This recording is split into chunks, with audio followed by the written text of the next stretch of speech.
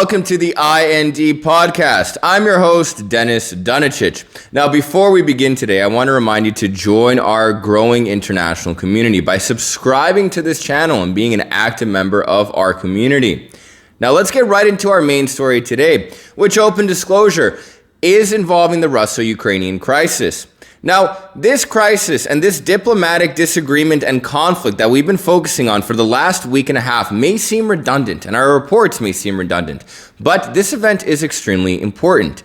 If tensions do increase, and if this leads to an invasion, I'm not saying it's going to, but if it does, it would be the most important geopolitical event in this century, maybe eventually besides 9/11. Now, we wanted to focus on how the people of Ukraine are reacting to this news and exactly what's going on. Now, as we've reported on in the last week and in yesterday's report, the leadership of Ukraine, primarily President Volodymyr Zelensky, have been presenting a message of calm and peace, stating that there is no threat or reason for concern, that there is no threat of imminent invasion, and the tensions have not become necessarily any higher than they have been in the last 8 years since Russia annexed Crimea and since a civil war has been going on in eastern Ukraine led by Russian separatists against the Ukrainian government. Now, the people of Ukraine, well, some of them do believe this and are saying that it's peace, the tensions are nothing different, war has been going on for quite some time. A significant portion of Ukraine's citizens are actually, in fact, preparing for war. Now, what this means is that many Ukrainians from all different walks of life, and we're talking about soccer moms, we're talking about doctors, lawyers, engineers, mechanics, fast food workers, people from every different type of life you can imagine and every different demographic that is Ukrainian, or at the very least pro-Ukrainian and not pro-Russian, have been involving themselves in what are called civil defense units. Now, these civil defense units are groups of citizens who have been training themselves on the use of firearms, basic medical response procedures, and fundamental military or unit strategies in warfare to be used in the event of a Russian incursion or an invasion. Now, these civil defense units have existed in Ukraine since the Russian invasion of 2014. And even before then, Ukrainian militias, who are typically nationalist or far-right, have been training for a potential Russian invasion. Nonetheless, these have become extremely common, and a significant number of Ukrainian citizens have organized and become active in these civil defense units, where again, they are learning the basic fundamentals of warfare in preparation for a Russian invasion. Now, this is demonstrating that a significant amount of Ukrainians are prepared to fight a guerrilla war and an insurgency against Russia if it were to invade their territory. And two, is going to be a massive boost to the Ukrainian military in the event of an invasion. Now, the people of Ukraine do not want war. They would like to have peace, but they understand fundamentally that sometimes is just not an option based on their history and what has been going on in the eastern Donbass region since 2014. Now, these civil defense units exist all over Ukraine, particularly in cities that are close to the Russian-Ukraine border, where Russian soldiers have amassed in massive numbers, over 100,000 soldiers. Now, the most prominent and important and peculiar city that has a giant amount and presence of civil defense units is Kharkiv. Now, Kharkiv is extremely important in the event of a Russian invasion. Number one, because it is Ukraine's second largest city by population. It has around 1.4 million people. Number two is because Kharkiv is an ethnically and linguistically diverse city. Now, before Kharkiv was primarily demographically Russians, about 60 to 70% of the population of Kharkiv was Russian. However, over the years and decades, the population of Kharkiv has slowly but steadily changed. Today, the population of Kharkiv is about 65% Ukrainian, 30% Russian, and the other 5% are Jewish. Now, the other divide is not just ethnic. It is also linguistic. A lot of Ukrainians, despite the fact that they are Ukrainian, also speak Russian. However, since the 2014 invasion of Donbass, not the invasion, my apologies, since the 2014 Russian invasion and annexation of Crimea and the eruption of separatist movements and the civil war in the eastern region of Donbass in Ukraine by pro-Russian separatists, Ukrainians in Kharkiv have begun becoming active in these civil defense units and have also been abandoning the Russian language, instead speaking in only Ukrainian, even though Russian would probably be easier to speak for them. Now, in addition to its large size, being the second largest city in Ukraine, and its linguistic and ethnic complexity, Kharkiv is also important as a major industrial zone for Ukraine. Kharkiv has major industries, and one of the most relevant ones, militarily speaking, is a giant factory that takes old tanks and refurbishes them into new ones that can be used on the battlefield. Kharkiv is also geostrategically important for any kind of invasion of Ukraine or any kind of war that will be fought in Ukraine. One, because it is very, very close to the eastern regions of Ukraine, Donbass, where the separatist war, civil war, has been being fought. Kharkiv is so close, in fact, that the hospitals of Kharkiv and its associated region have been the primary source of medical care for Ukrainian forces that have been needing help or have been casualties of the war in the eastern Ukrainian region. Now, just to cover what has been happening in Donbass very briefly, there has been a pro-Russian separatist group fighting against the Ukrainian government for independence or to join Russia.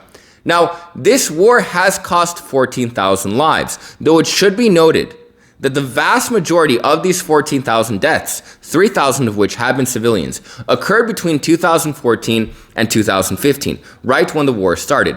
Over the years, tensions have calmed down and the war has developed into more of a stagnant trench warfare. However, casualties do occur every month, though not at the same level at the beginning of the war.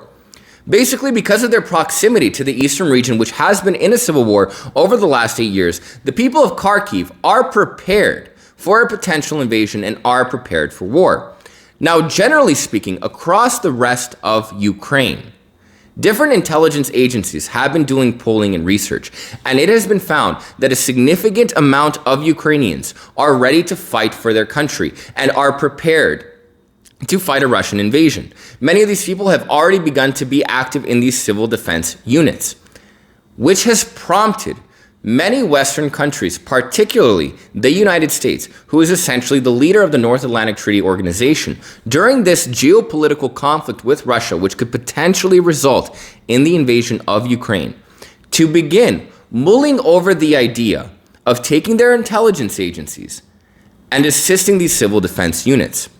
Now, this could potentially deter an invasion. Why? One thing needs to be understood.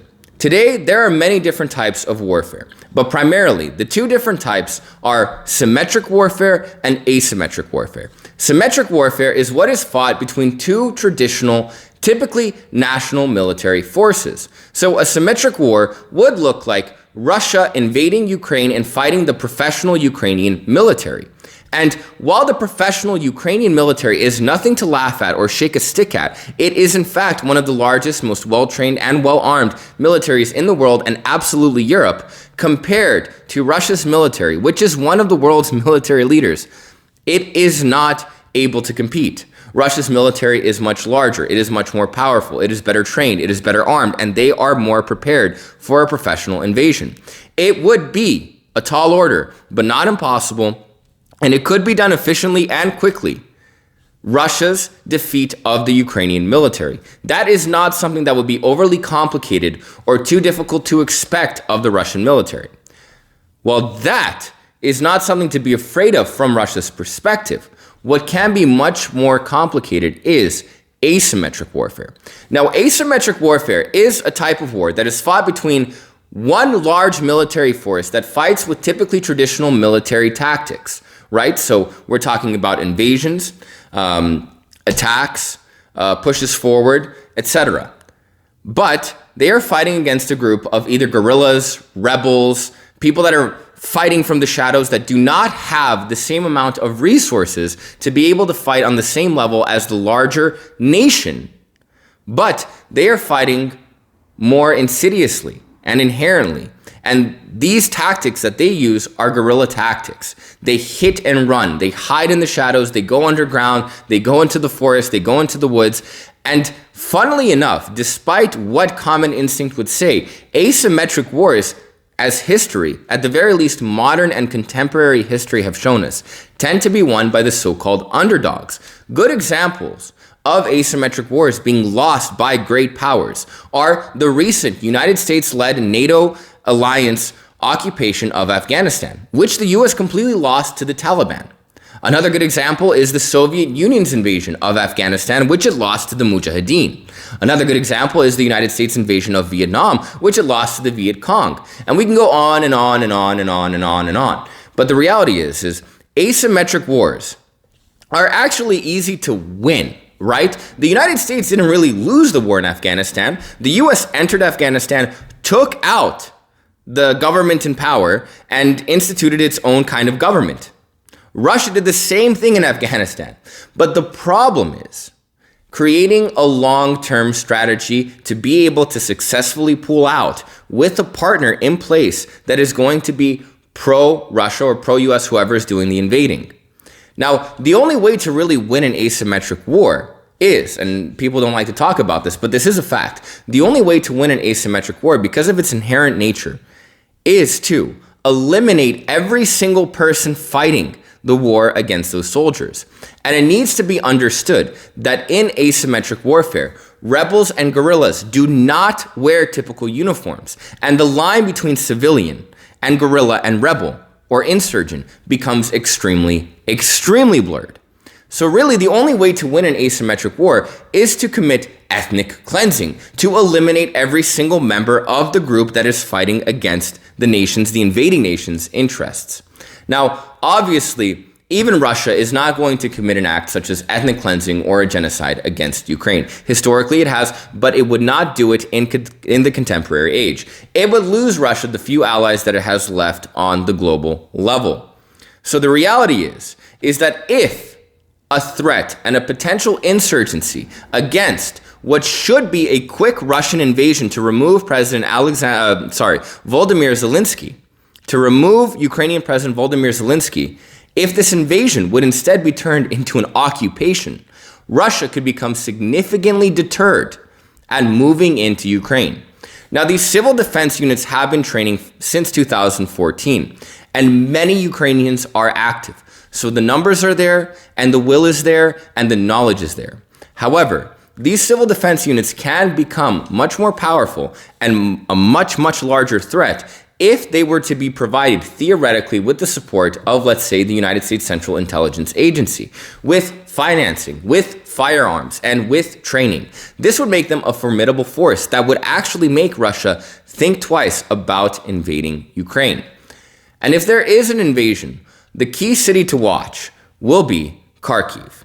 As I mentioned before, 1, because it's the second largest city in Ukraine, 2, because of its industrial importance to Ukraine, 3, because of its geostrategical location, 4, because of its demographic complexity, and finally, because what many people have believed and what the Russian intelligence agency states is the Russian intended implant and replacement for Ukrainian President Volodymyr Zelensky.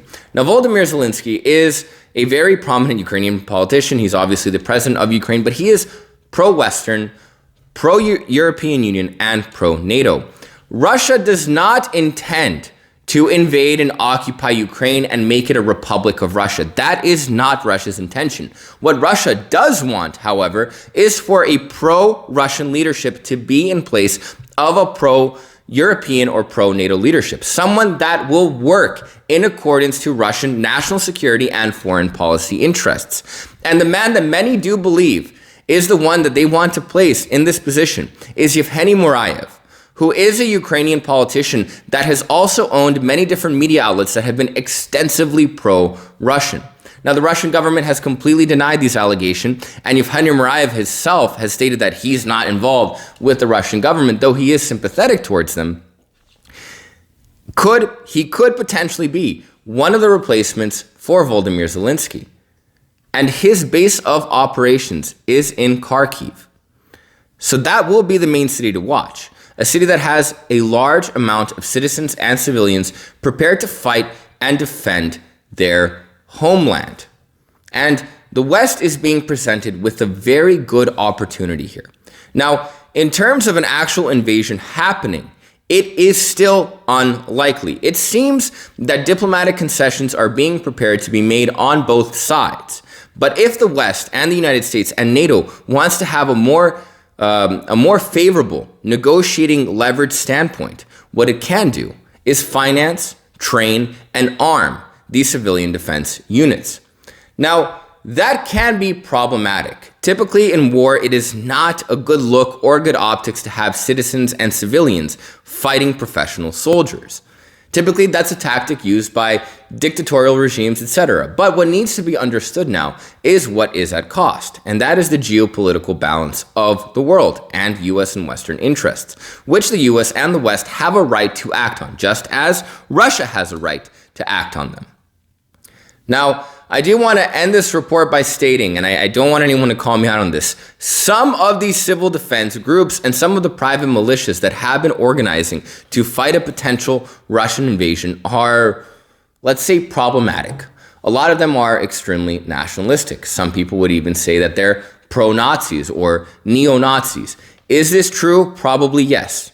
There are definitely a certain number of far-right nationalist, maybe Nazi militias out there that are being prepared to fight Russia. However, this far-right nationalism also needs to be understood in a context of people that used to be significantly oppressed by communists and Russia turning towards extremism that is completely and inherently opposed to communism to vent their rage and anger and demonstrate their love for their nation. Now, finally, the vast majority of these civil defense units are just normal civilians. Again, soccer moms, doctors, engineers, plumbers, anything you can imagine, normal civilians that just want to defend what is theirs and maintain the ability to speak Ukrainian and not Russian, and also to determine the future of their own country. But let me know what you think in the comments. Do you think the civil defense units are a good thing? Do you think they're a bad thing? Do you think that it could be a positive tactic of the United States and its NATO allies to begin financing, arming, and training these civil defense units? I look forward to seeing your thoughts, and I look forward to having a constructive debate. Thanks for tuning in. I'll see you tomorrow.